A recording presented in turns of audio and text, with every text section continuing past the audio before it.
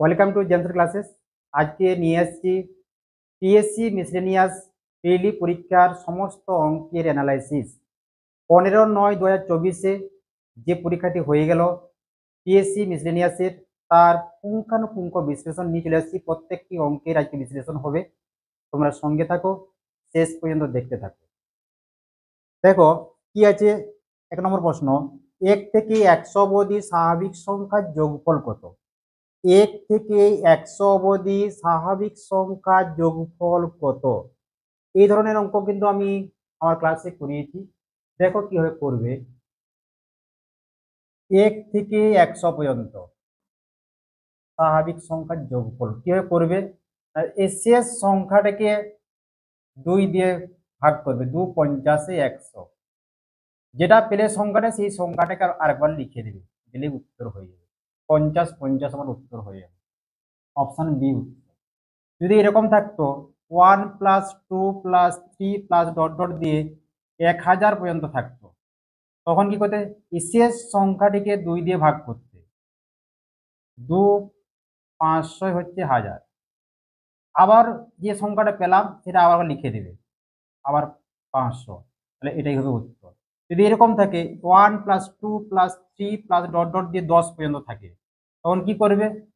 2 দিয়ে যদি আমি 10কে কাটি, কত হবে? 2 5 10, 2 5 10, যেটা পেলাম এই সংখ্যাটা আরেকবার লিখে নেবে, 55 উত্তর হয়ে গেল। তো এরকম করে এবার কিন্তু আমি করিয়েছি, আগে কিন্তু আমি ক্লাসে করিয়েছি কিভাবে করতে হয়, শর্ট ট্রিক্স অ্যাপ্লাই করে এগুলো করিয়েছি। তাহলে 1 নম্বর আমার উত্তর হয়ে গেল। এরপরে চলে আসছি 2 নম্বর অঙ্ক।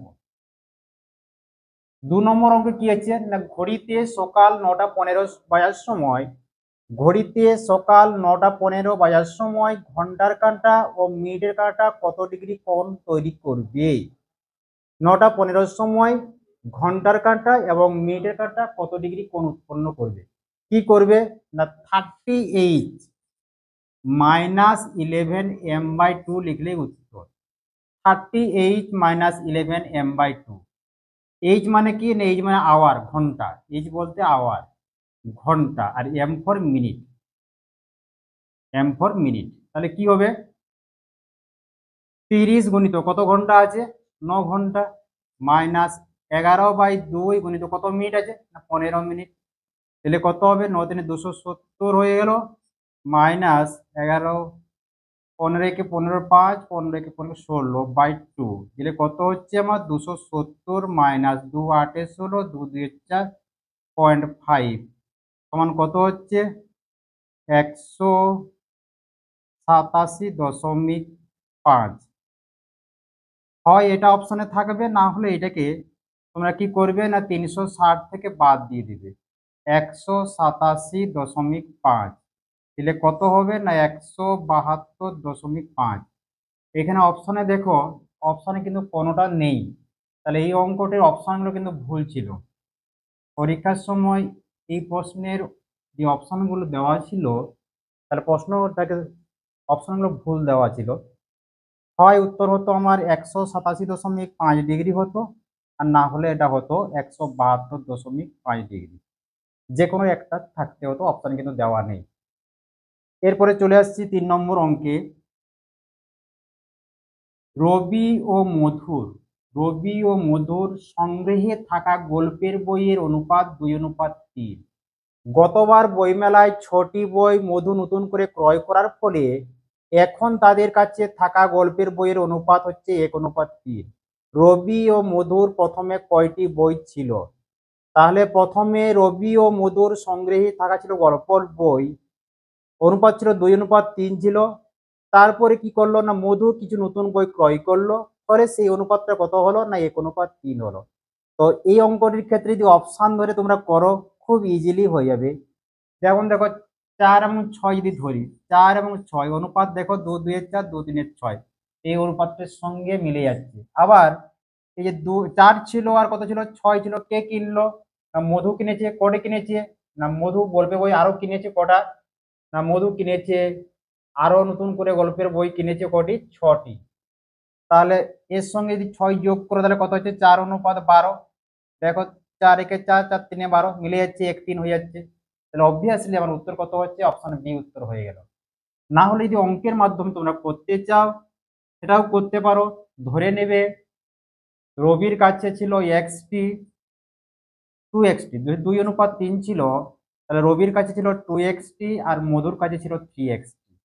এখন 2x বাই মধু 3xটা ছিল আর 6টা নতুন বই কিনেছে, তখন কত হবে? 1:3 হবে।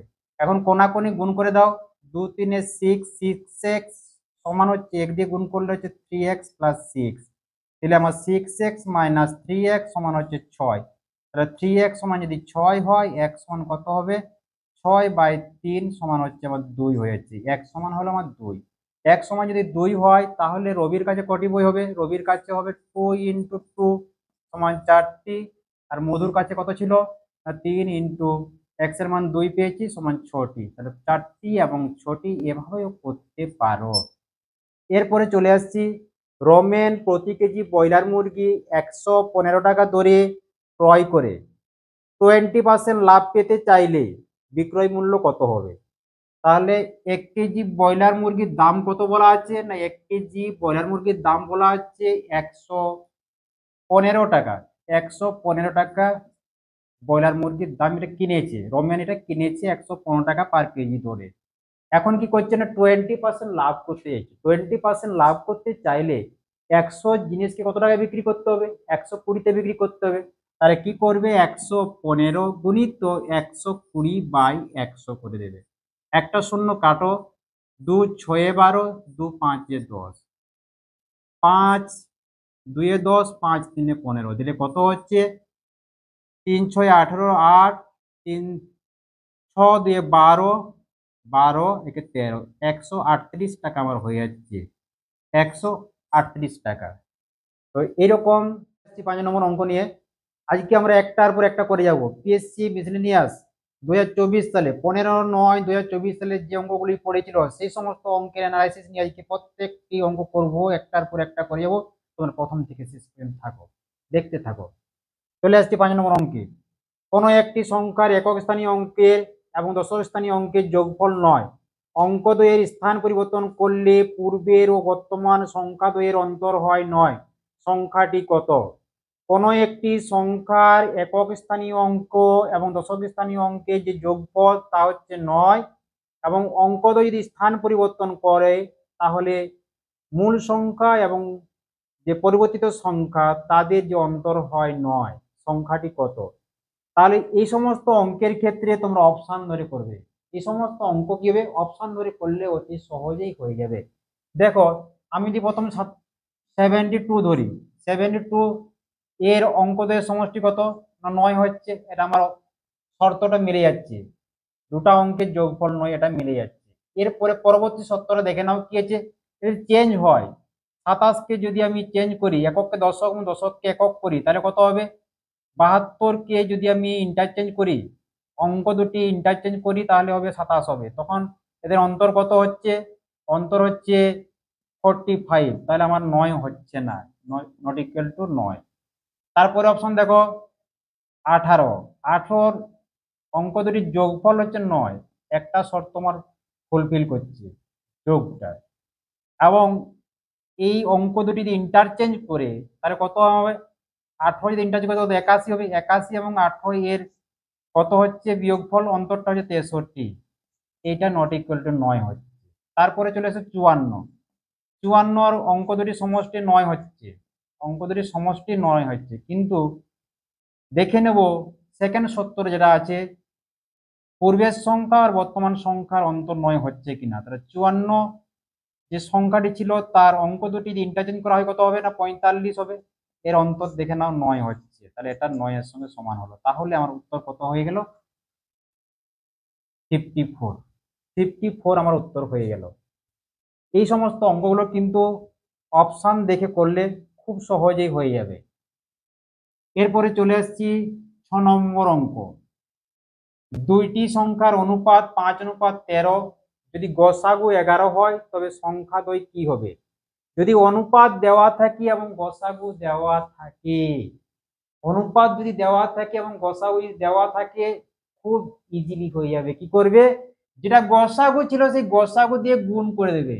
11 ইন্টু 5 55 একটা হবে, আর 11 ইন্টু যেটা ছিল 13 সমান হচ্ছে কত 143। অপশন আমার কত হবে, অপশন বি উত্তর হয়ে যাবে। সঙ্গে সঙ্গে গসাগু যদি দেওয়া থাকে এবং অনুপাত দেওয়া থাকে, গসাগু দিয়ে যে দুটো অনুপাত ছিল গুণ করলেই উত্তর, সংখ্যা দুটি পেয়ে যাবে। কোন কোন সময় কি করে, অনেক সময় বলে সংখ্যা দুটির সমষ্টি কত, সংখ্যা দুটির গুণফল কত, এরকম বের করতে বলে, তো প্রশ্ন অনুযায়ী করবে। এরপর চলে 7 নম্বর অঙ্ক, কোন মূলধনের বার্ষিক 6.71% হারে কত বছরে দ্বিগুণ হবে? কোন মূলধনের বার্ষিক 6.71% হারে কত বছরে দ্বিগুণ হবে? দ্বিগুণ বলা মানেই 100 বাই করলেই উত্তর। 100 বাই যা আছে, 100 বাই 100 বাই কত করব না, 100 বাই যা আছে 6.71 সমান কত না 100 বাই 6 4 24 25 বাই 4 সমান হচ্ছে 100 গুণিত 4 বাই 25, 25 4 100, 4 4 16 আমার উত্তর হয়ে গেল। অপশন সি উত্তর হয়ে গেল, অপশন সি। এরপরে চলে এসেছি 8 নম্বর অঙ্কে, তিনটি ক্রমিক সমানুপাতি ধনাত্মক সংখ্যার গুণফল দেওয়া আছে 343। প্রথম ও তৃতীয় সংখ্যার মধ্য সমানুপাতিক কত? যদি আমি এ বি সি ক্রমিক সমানুপাতিক হয়, আমরা লিখতে পারি বি স্কয়ার সমান এসি, আমরা লেখা যায় এসি সমান বি স্কয়ার। এখানে প্রথমটা হচ্ছে কত, প্রথমটা এ, আর তৃতীয়টা হচ্ছে আমার সি। প্রথমটা এ, তৃতীয়টা হচ্ছে সি। তাহলে এ এবং সি এর মধ্য সমানুপাতিক কত না বি, এই বিটা আমাকে বের করতে বলেছে কত হবে। একটা দেখো এখানে বলা আছে তিনটি ক্রমিক মধ্য সমানুপাতি ধনাত্মক সংখ্যার গুণফল দেওয়া আছে 343, 343। তাহলে আমার যদি প্রথমটা এ, দ্বিতীয়টা বি আর তৃতীয়টা সি ধরি, তাহলে কি হবে এ বি সি সমান হচ্ছে 343। এরপরে কি দেখো বি স্কয়ার সমান এসি আছে, তাহলে এসির বদলে আমরা কি লিখতে পারি বি স্কয়ার। তাহলে বি স্কয়ার লিখবো, একটা বি ছিল সমান হচ্ছে 343। বি স্কয়ার এবং বি গুণ করলে কত হবে না বি কিউব হবে, সমান হচ্ছে এটা হচ্ছে 7 কিউব। 34 হচ্ছে 7 কিউব। তাহলে 3 3 বাদ দিয়ে দাও, তাহলে বি সমান কত হলো 7। তাহলে আমরা প্রথম এবং তৃতীয় মধ্য সমানুপাতি, প্রথম এবং তৃতীয়টির মধ্য সমানুপাতি বি সমানই হচ্ছে 7, আমার উত্তর হয়ে গেল। অপশন এ উত্তর হয়ে গেল। এরপরে চলে এসেছি, আবার চলে এসেছি 9 নম্বর 10 নম্বর 11 নম্বর 12 নম্বর অঙ্ক নিয়ে। একটার পর একটা অঙ্ক নিয়ে আসছি, তোমরা সঙ্গে থাকো, শেষ পর্যন্ত দেখতে থাকো। তার মাঝে একটু লাইক কমেন্ট শেয়ার অবশ্যই করে নাও, সাবস্ক্রাইবও করে নেবে যারা নতুন। চলে আসছি 9 নম্বর অঙ্ক নিয়ে চলে আসছি। অমল ও বিমল যথাক্রমে 500 টাকা 9 মাসের জন্য এবং কিছু টাকা 6 মাসের জন্য বিনিয়োগ করে ব্যবসা শুরু করে মোট লাভ 69 টাকা এবং বিমল 46 টাকা লভ্যাংশ হিসেবে পেলে বিমল কত টাকা নিয়ে ব্যবসা শুরু করেছিল? তাহলে অমল 500 টাকা নিয়ে ব্যবসা শুরু করছে 9 মাসের জন্য এবং বিমল কিছু টাকা 6 মাসের জন্য বিনিয়োগ করছে। ব্যবসা শুরু করে মোট লাভ কত টাকা হচ্ছে? 69 রুপিস। বিমল ভাগ পাচ্ছে কত? 46 টাকা। তাহলে মোট লাভ হয়েছিল কত? 69। এর মধ্যে বিমল পাচ্ছে 46। তাহলে অমল কত টাকা ভাগ পেয়েছিল না 23 টাকা। এটা হচ্ছে অমল পেয়েছিল। তাহলে অমল পাচ্ছে 23 টাকা আর বিমল পেয়েছে কতটা? বিমল পেয়েছে 46। এখন অমলের হচ্ছে 500 টাকা খাটছে 9 মাস, গুণিত 9 করলাম। বিমলে জানিনি কত টাকা, x টাকা ক মাসের জন্য খাটছে না 6 মাসের জন্য খাটছে, সমান এইটা হচ্ছে মূলধন। অমল এবং বিমলের মূলধনের অনুপাত যা হবে, মূলধনের অনুপাত যা হবে লভ্যাংশের অনুপাতও তাই হবে। এটা অমল, এটা বিমল। তাহলে অমলের হচ্ছে কত না 23 টাকা আর বিমলের কত টাকা মূলধন না 46 টাকা। অমলের হচ্ছে 23 টাকা, বিমল হচ্ছে 46 টাকা। 23 একে 23, 23 2 46। তাহলে কত হচ্ছে আমার? এটা হচ্ছে আমার 6x সমানই হচ্ছে আমার 500 গুণিত 9 গুণিত 2। তাহলে x সমান কত হবে? 500 গুণিত 9 গুণিত 2 বাই 6। তিন তিনে ন, তিন দুয়ে ছয়, দুই দুই কেটে গেল, 5 তিনে কত হচ্ছে না আমার 1500 টাকা। 1500 টাকা উত্তর, অপশন বি আমার উত্তর হয়ে গেল। 1500 টাকা। এক্স মানে বিমল 1500 টাকা নিয়ে ব্যবসা শুরু করেছিল। তাহলে কি জিনিস মনে রাখবে না, মূলধনের অনুপাত যা হবে লভ্যাংশের অনুপাতও তাই হবে। মূলধনের অনুপাত যা হবে লভ্যাংশের অনুপাতও তাই হবে। এরপরে চলে আসছি 10 নম্বর অঙ্ক নিয়ে। নিজ যাত্রাপথে ঘন্টায় 72 কিমি বেগে গতিশীল একটি ট্রেন 120 মিটার লম্বা একটি প্ল্যাটফর্ম অতিক্রম করতে কত সময় লাগবে যখন ট্রেনটির দৈর্ঘ্য 80 মিটার? তাহলে এখানে কি হচ্ছে না, ট্রেনটি চলছে ঘন্টায় 72 কিমি বেগে। নিজ যাত্রাপথে ঘন্টায় 72 কিমি বেগে গতিশীল একটি ট্রেনের 120 মিটার লম্বা একটি প্ল্যাটফর্ম অতিক্রম করতে কত সময় লাগবে যখন ট্রেনটির দৈর্ঘ্য 80 মিটার? এখানে হচ্ছে স্পিড কত দেওয়া আছে, স্পিডটা দেওয়া আছে 72 কিলোমিটার পার আওয়ার দেওয়া আছে, এবং কি অতিক্রম করছে না 120 মিটার দৈর্ঘ্যের একটি প্ল্যাটফর্ম অতিক্রম করছে। তো প্ল্যাটফর্ম অতিক্রম করা মানে কি না, প্ল্যাটফর্ম অতিক্রম করা মানে হচ্ছে প্ল্যাটফর্মের দৈর্ঘ্য প্লাস ট্রেনের দৈর্ঘ্য, প্ল্যাটফর্মের দৈর্ঘ্য প্লাস ট্রেনের দৈর্ঘ্য। মানে প্ল্যাটফর্মকে অতিক্রম করতে হলে তাকে প্ল্যাটফর্মকে অতিক্রম করতে হবে এবং তাদের নিজের দৈর্ঘ্য অর্থাৎ ট্রেনের দৈর্ঘ্যটাও অতিক্রম করতে হবে। তাহলে 120 প্লাস 80 মোট কত হচ্ছে না 200। তাহলে 200 মিটার অতিক্রম করতে কত সময় লাগবে, এটাই হচ্ছে প্রশ্ন। তাহলে আমার স্পিড কত ছিল 72 কিমি পার ঘন্টা। 72 কিমি পার ঘন্টা মানে কি না 72,000 মিটার যাচ্ছে 3600 সেকেন্ডে। 1 মিটার যাবে কত না 3600 বাই 72,000। আর কত বলা আছে না 200। 200 মিটার যাবে কত ইন্টু 200। তাহলে কত হচ্ছে আমার 1 2 3, 1 2 3টে শূন্য কাটলাম, 36 2 72, 2 10 20। তাহলে আমার উত্তর হয়ে গেল 10 সেকেন্ড। আমার উত্তর হয়ে গেল 10 সেকেন্ড, মানে হচ্ছে অপশন ডি আমার উত্তর হয়ে গেল। এরপরে চলে আসছি 11 নম্বর অঙ্ক।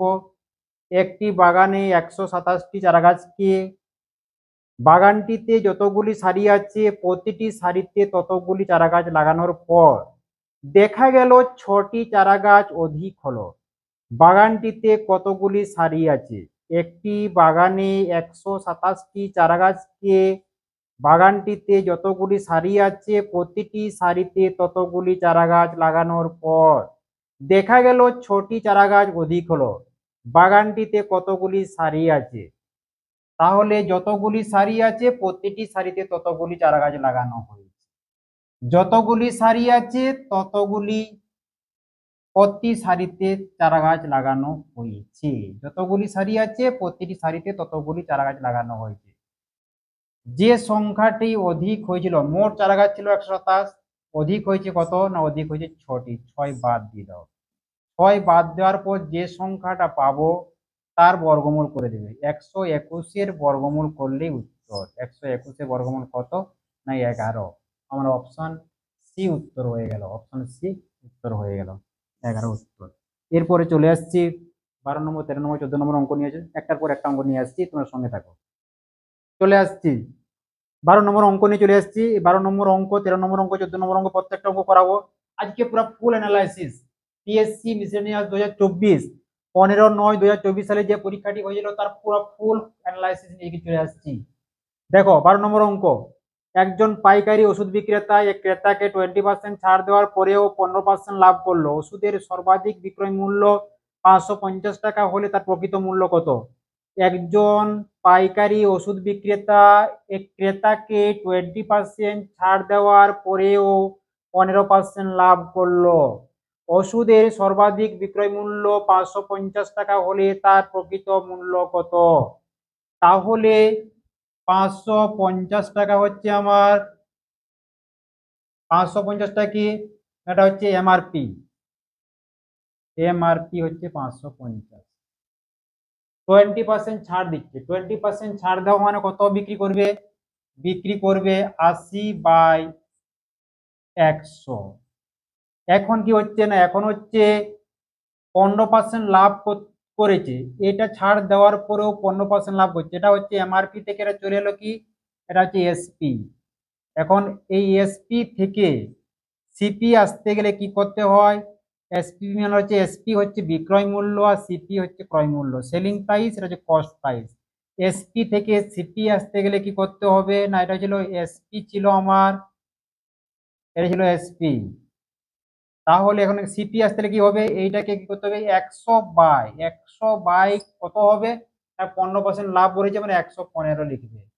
এসপি থেকে সিপি আসতে গেলে এসপি যা ছিল তার সঙ্গে গুণ করতে হবে 100/, লাভ বললে 115 লিখবো, ক্ষতি বললে কি করবো না 100 থেকে বিয়োগ করে দিতাম, 85 লিখতাম।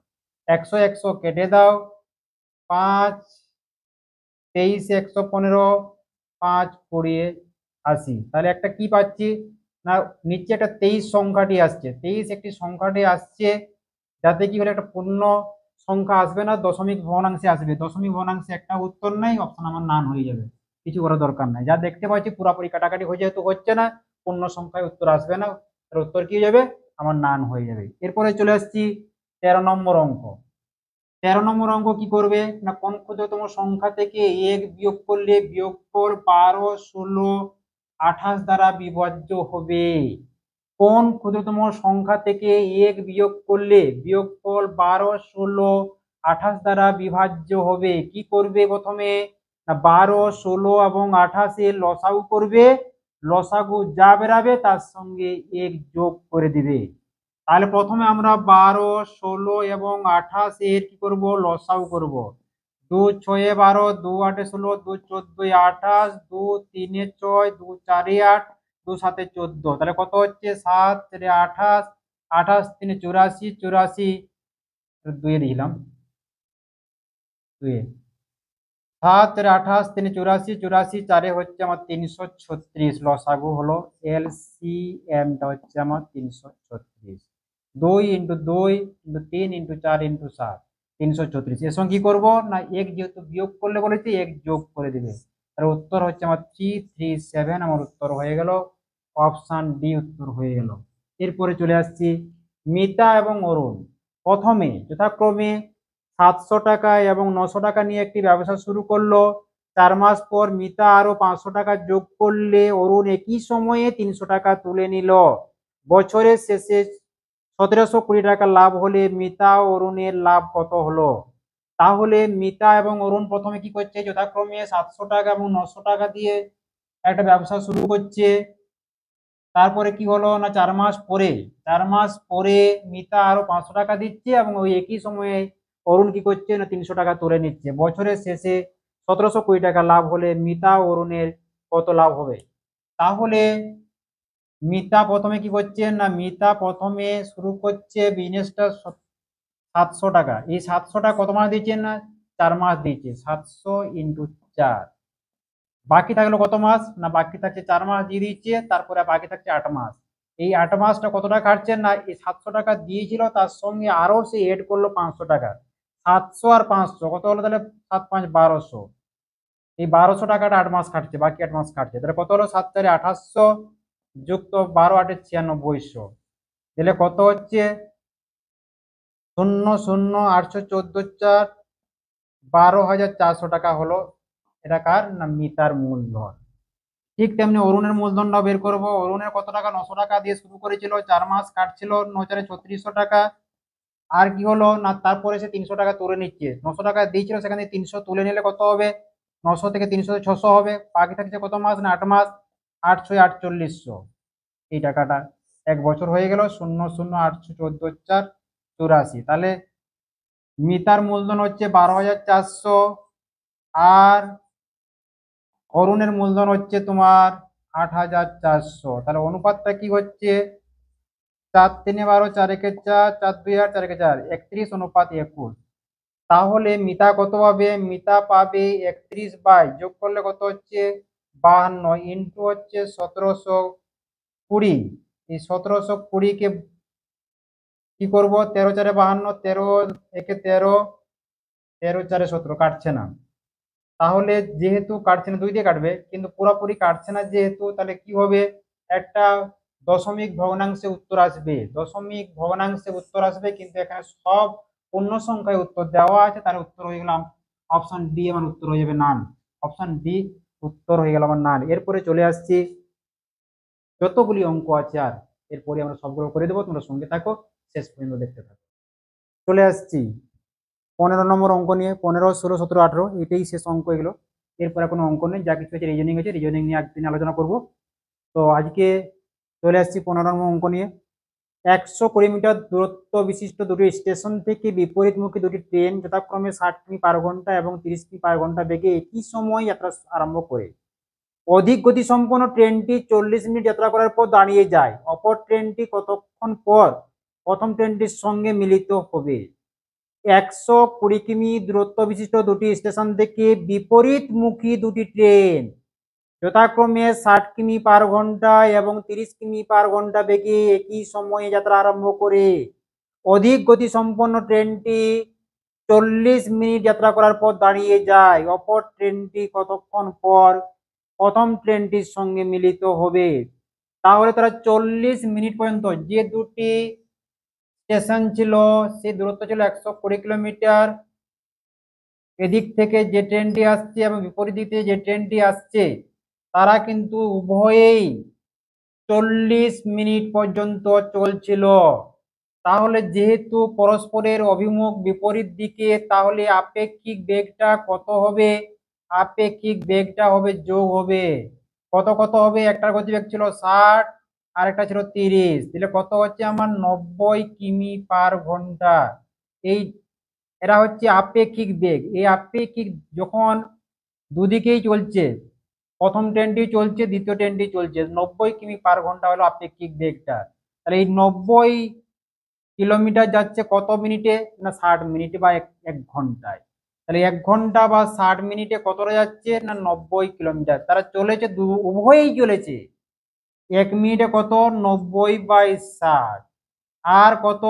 না 40 মিনিট তারা উভয়ই চলেছে। তাহলে 90/60 into 40, 20 × 2 = 40, 20 × 3 = 60, 3 × 3 = 90, that is equal two 60 × 2 = 120 kilometre already চলে গেছে। 40 মিনিট, 40 মিনিটে উভয় কত কভার করেছে? না 60 কিলোমিটার কভার করে নিয়েছে। আর তাহলে 120 কিলোমিটারের মধ্যে বাকি থাকছে কত? না বাকি পথটা থাকছে আমার 120 থেকে 60 বাদ দিয়ে দিবে, দিলে আমার 60 কিলোমিটার এটা বাকি থাকছে। এই পথটা যেহেতু অধিক গতিসম্পন্ন ট্রেনটা দাঁড়িয়ে গেছে, তাহলে কি হবে? না চলবে কে? না ধীর গতিসম্পন্ন ট্রেনটি চলবে। তার স্পিড কত? না তার স্পিড হচ্ছে 30 কিলোমিটার/আওয়ার। তাহলে এই 60 কিলোমিটার যেতে তার কত টাইম লাগবে? By 30, that is equal to 2 hour time লাগবে। 2 আওয়ার টাইম লাগবে, 2 ঘন্টা। তাহলে প্রথম ট্রেনটি বা দ্বিতীয় ট্রেনটি কি বলা আছে? অপর ট্রেনটি কতক্ষণ পর। তাহলে অধিক সম্পন্ন গতিবেগ সম্পন্ন ট্রেনটি দাঁড়িয়ে গেছে, তাহলে অপর ট্রেনটি কত সময় নেবে? না প্রথমে 40 মিনিট নিয়েছিল, আর শেষে কত? 2 ঘন্টা, মানে কত? না 120 মিনিট। তাহলে কত হচ্ছে? 061, 160 মিনিট লাগবে। তাহলে কত লাগবে? না 160 মিনিট পরে প্রথম ট্রেনটির সঙ্গে মিলিত হবে। এরপরে চলে এসেছি 16 নম্বর অঙ্ক নিয়ে। 100 টাকা এ ও বি এর মধ্যে, 100 টাকা এ ও বি এর মধ্যে এমন ভাবে ভাগ করে দেওয়া হলো যাতে এ বি এর প্রাপ্ত টাকার অনুপাত কত হয়? 9:11 হয়। প্রাপ্ত টাকার অনুপাত যা হবে, তাদের মূলধনের অনুপাতও তাই হবে। প্রাপ্ত টাকার অনুপাত যা হবে, মূলধনের অনুপাতও তাই হবে। তাহলে এই 100 টাকাকে আমরা কি করছি? তাহলে এ কত পাবে? না এ পাবে 100 × 9/9 ভাগ করেছিল, 9:11। তাহলে মানে কত হচ্ছে? 9 আর 11 20, 20 5 এ 100, 9 5 একটা হচ্ছে 45 টাকা, আর একটা হচ্ছে বি কত পাবে? 100 × 11/20, 20 5 এ 100, 11 5 এ 55 টাকা পাবে। তাহলে অপশন আমার কত হলো? অপশন আমার বি উত্তর হয়ে গেল। এরপরে চলে আসছি 17 নম্বর অঙ্ক নিয়ে। এ একটি কাজ কতদিনে করতে পারে? এ একটি কাজ 9 দিনে করতে পারে। বি করতে পারে 6 দিনে, তাদের সাথে সি যোগ দেওয়াতে কি হচ্ছে, তার মোট 3 দিনে কাজটি শেষ করতে পারছে। সি একা কাজটি কত দিনে শেষ করতে পারবে? এ একটি কাজ 9 দিনে করতে পারে, বি কাজটি 6 দিনে করে, তাদের সাথে সি এসে যোগ দেওয়াতে তারা মোট 3 দিনে কাজটি শেষ করতে পারে। সি একা কাজটি কত দিনে শেষ করতে পারবে? তাহলে কি করবে না, 3 জনে করলে 3 দিন লাগছে, একে 3 মাইনাস এ কতদিনে করতে 9 দিনে, এটা বাদ দিলাম আর বিটাও বাদ দিলাম। বিটা কতদিনে করতে পারে? 6 দিনে। এটা হচ্ছে 3 জনেই আছে, এও আছে বিও আছে সিও আছে, এখান থেকে এ বাদ দিলাম বি বাদ দিলাম, তাহলে কি হবে, সিটা পেয়ে যাবো আমি। লসাগু কত? লসাগু হচ্ছে আমার 6, 6 9, 9 হচ্ছে আমার লসাগু হচ্ছে 9। 3 3 9, 9 1 9, 6 হচ্ছে না, ভুলে গেল। 3 9 এবং 6 এর লসাগু কত হচ্ছে? 3 1 3, 3 3 9, 3 2 6, 3 2 6, 3 18, লসাগু হচ্ছে আমার 18। লসাগু হচ্ছে আমার 18, লসাগু হচ্ছে 3 6 18, 9 2 18, 6 3 18, তাহলে কত হচ্ছে আমার? 1-18। তাহলে সি হচ্ছে 1-18 অংশ করছে একদিনে, তাহলে পুরো কাজটি করতে কত সময় লাগবে? না 18 দিন টাইম লাগবে। সি এর পুরো কাজটি করতে 18 দিন টাইম লাগবে। সি এর পুরো কাজটি করতে কতদিন লাগবে? 18 দিন লাগবে। এরপরে চলে আসছি 1 থেকে 7 এর মধ্যে 7/11 ভগ্নাংশটি সংখ্যা কত? কি করবে? 1 থেকে 7 কত হচ্ছে, ডিফারেন্স কত হচ্ছে? 1 থেকে 7 এর ডিফারেন্স 7 মাইনাস 1 দিয়ে করবে 6, এই 6 কে ভাগ করে দাও 7/11 সমান কত? 6 গুণিত 11/7 সমান 66/7, 7 9 63, 9 পূর্ণ সামথিং আসছে, আমার উত্তর হবে 9। 9টি আছে। 1 থেকে 7 এর মধ্যে 7/11 ভগ্নাংশটি কতবার আছে? কটি আছে? আর 9টি আছে। 9টি আমার উত্তর হয়ে গেল, অপশন আমার সি উত্তর হয়ে গেল। তো এই ধরনের ভিডিও প্রত্যেকটি পরীক্ষার জন্য যে ধরনের প্রশ্ন হয় তা আমরা আমাদের এই চ্যানেলে করানো হয়। এছাড়াও আমাদের টেলিগ্রাম চ্যানেল আছে, সেই টেলিগ্রাম জেমসের ক্লাসেস সার্চ মারলে তোমরা পাবে, অথবা আমাদের ডিসক্রিপশন গিয়েও তোমরা আমাদের টেলিগ্রাম চ্যানেলে যুক্ত হতে পারো। সেখানে আমরা প্রতিনিয়ত প্র্যাকটিসের দিক, কম্পিটিটিভ পরীক্ষার, সে এসএসসি হোক, রেল হোক, পিএসসি হোক, বা যে কোনো পরীক্ষা হোক না কেন, ডাব্লিউপি হোক, কেপি হোক, বা এসএসসি জিডি হোক না কেন, যে কোনো কম্পিটিটিভ পরীক্ষার জন্য আমরা আমাদের এই চ্যানেলে প্রত্যেকটা প্রশ্নের জন্য অ্যানালাইসিস করে থাকি, বা যে ধরনের প্রশ্ন আপকামিং পরীক্ষায় আসে সেগুলো আলোচনা করা হয়। তোমরা যারা এখনো পর্যন্ত এই চ্যানেলে যুক্ত হয়নি তারা যুক্ত হয়ে যাও এবং বেল আইকনটি টিপে রাখো, সাবস্ক্রাইব করে রাখো, তাহলে আমাদের চ্যানেলে যে সমস্ত ভিডিওগুলি দেওয়া হয় সেগুলো তোমরা সঙ্গে সঙ্গে পেয়ে যাবে, দ্রুত পেয়ে যাবে। সবাইকে ধন্যবাদ, সবাই ভালো থাকবে।